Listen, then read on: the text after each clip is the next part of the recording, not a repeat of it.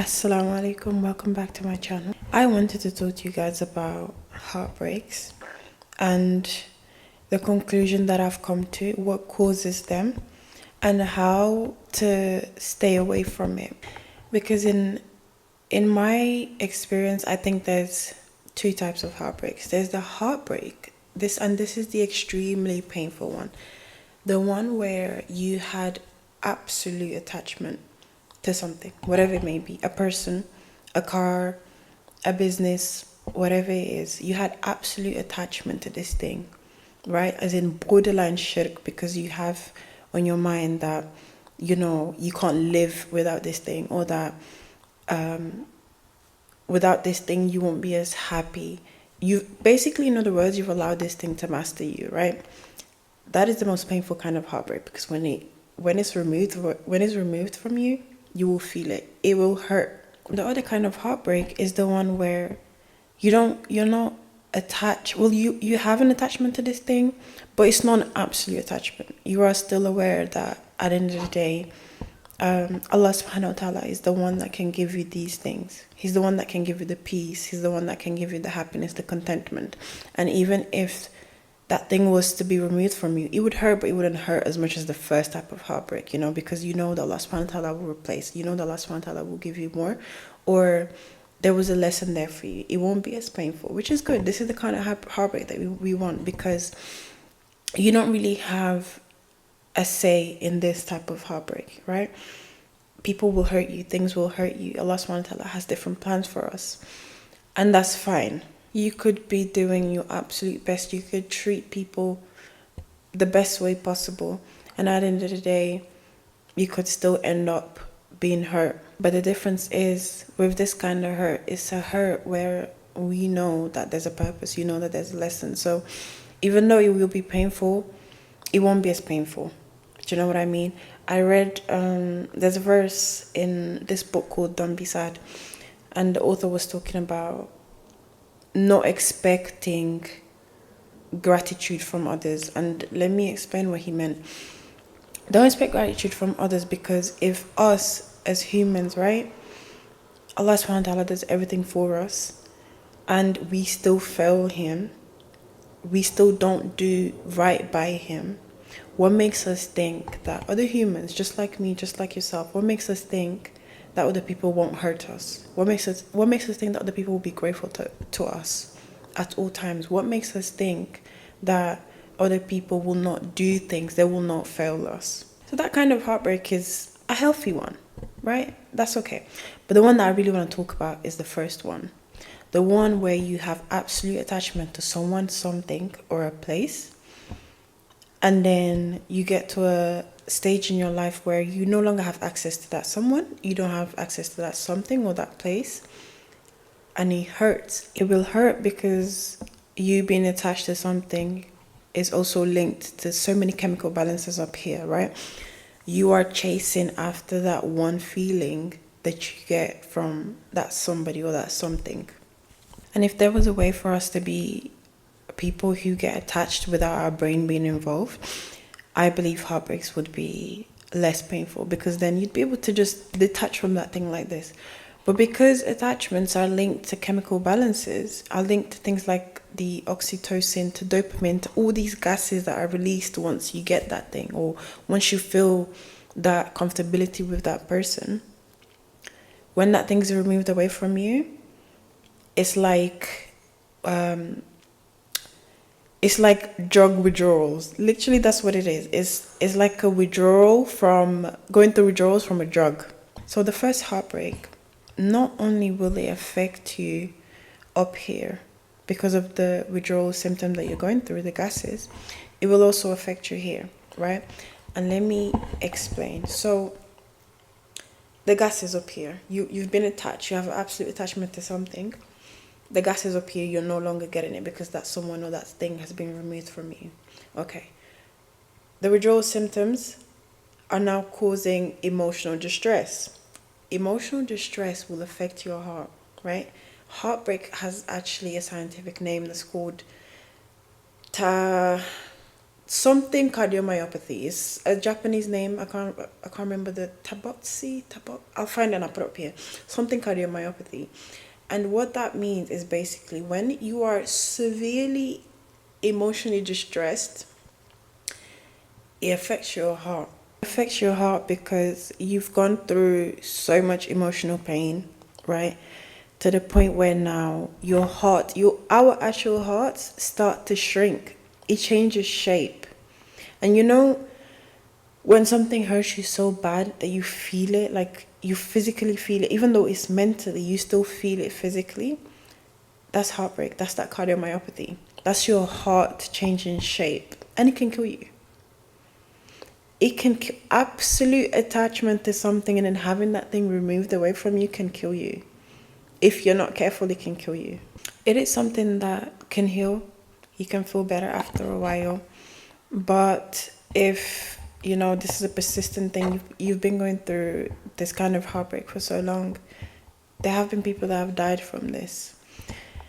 The reason why I'm telling you guys this, because it's not a joke. We've been told this. This video that I saw on my For You page when I was scrolling, I'm always on that For You page, unfortunately, but that's something that I'm working on this year, inshallah. Like, I want to reduce my screen time, even though my For You page is tailored to the kind of stuff that I want to see.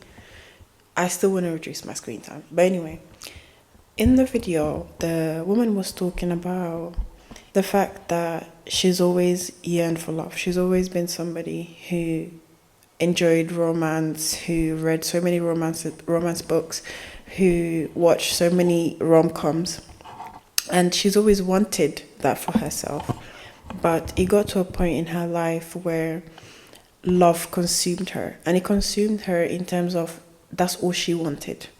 No matter how many blessings she had in her life or how much she had accomplished for herself, she always felt she couldn't truly be happy because there was that thing missing. Like, she wanted that partner. She was craving for that love.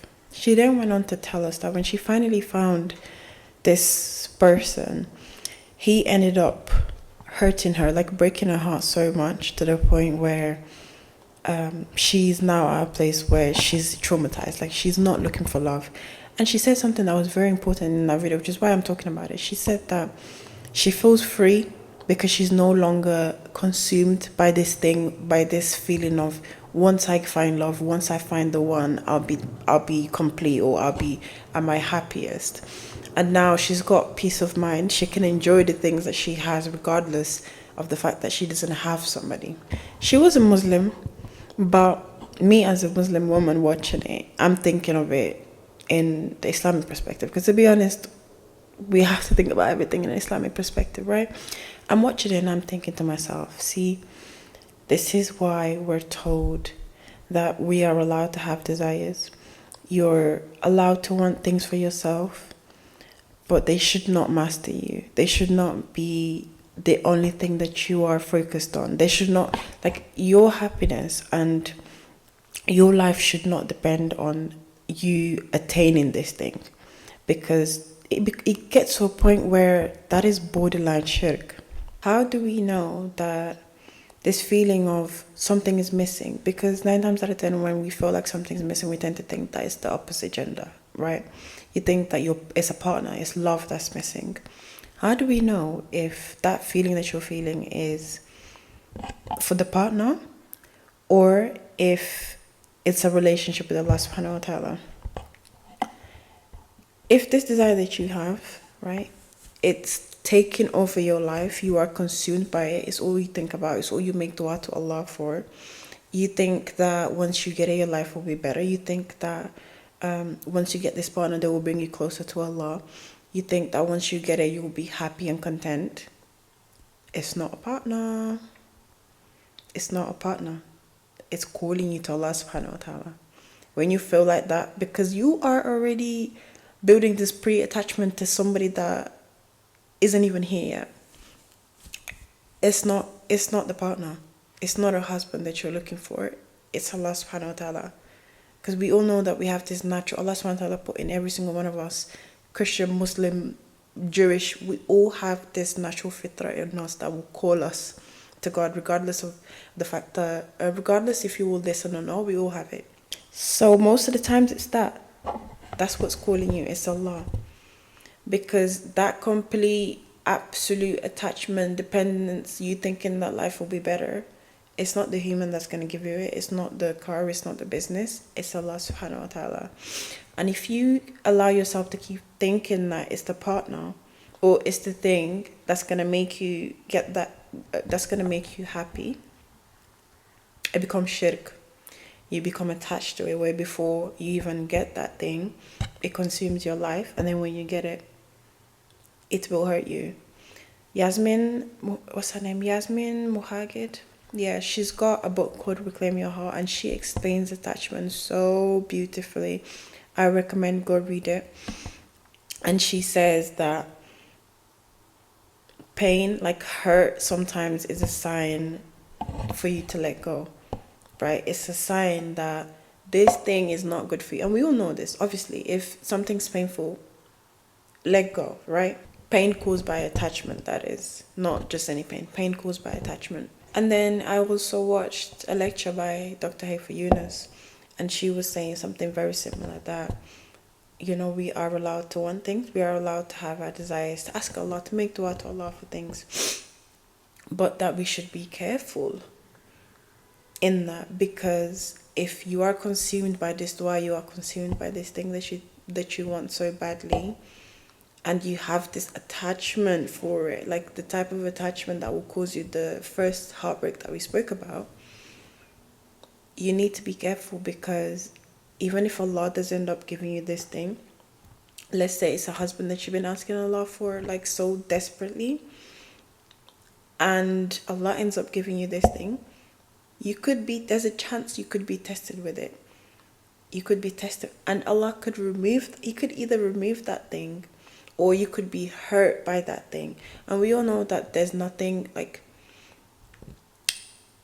ever happens to a believer. We all know that. So even if you was to end up being hurt by that person or that thing, it was a lesson. It was Allah teaching you that you cannot be disattached to humans. We cannot be attached to things of this dunya apart from Allah subhanahu wa ta'ala, because they're all temporary, right? And if I'm this attached to my husband, I'm this attached to my car and whatever else it is, that thing is just a leeway for me to end up getting hurt when it's removed from us. I also read something that said something along the lines of, the trials of this dunya is not that you're not allowed to have the richness of it, it's that you don't allow it to master you. And I think that literally explains what we've been talking about today here.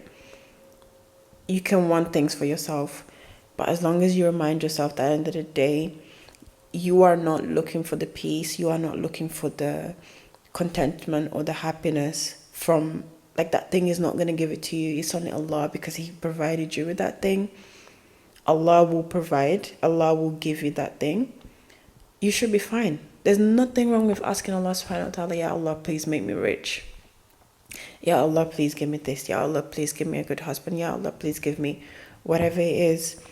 As long as I know in my head that at the end of the day, it's Allah subhanahu wa ta'ala that's, even if He's given me that good husband, it's Allah subhanahu wa ta'ala that's given that husband the thing to be a good person. He's the one that's guided him to be a good person, right? And if He gives me money, the risk comes from Him, and I'm not attached to it. If He was to take it away from me, it would hurt, but it wouldn't hurt to the point where, I'm heartbreak, just type 1 heartbreak. But also I'm very aware that this is a lot easier said than done. I don't think detaching yourself from things and people is hard to do, honestly, because if you have the mentality that I just spoke about, that at the end of the day only Allah can do, then you will be fine. But what is hard is, having that mentality and then people so disappointing you.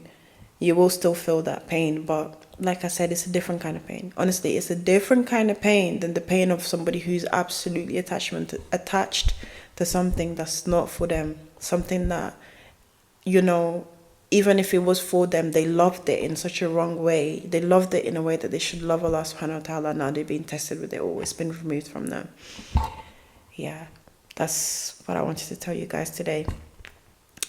Ask Allah subhanahu wa ta'ala to attach us to the things that are beneficial to us, and not attach us to the thing that will harm us, because it is painful. Okay? Anyways, bye. Love you all.